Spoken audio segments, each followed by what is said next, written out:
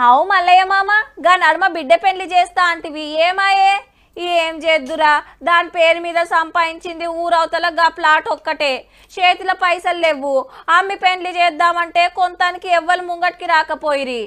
మల్లేష్ అన్న కిరికిరి ఉన్నాయి మనకెందుకు రేపటి నాడు మళ్ళీ ఎట్లుంటదో జర క్లియర్ బిట్ ఉంటే చూపియరాదు ఏ టైంలో కొన్నామో ఏమో ఇల్లు కట్టరాదాయే అమ్ముతానికి అక్కర రాకపాయే గిట్లుండే మొన్నటి దాకా కానీ ఇప్పుడు గా తిప్పలు తీరినట్టే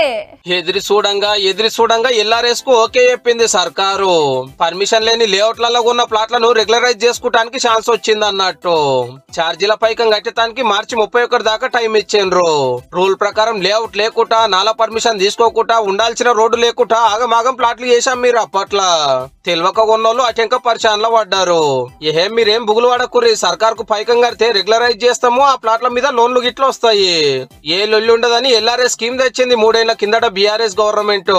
ఆఫర్ మంచిగా ఉందని 25 లక్షల మంది అప్లికేషన్లు పెడితే దరఖాస్తుల మీదనే ఏం తక్కువ 300 కోట్లు వచ్చినాయి ప్లాట్ల ఇల్వని బట్టి అంత ఛార్జ్ కట్టేది ఉండే చెల్ అట్లెట్లుంటదని కొందరు కోర్టుకు పోతే బిరేక్ పడ్డది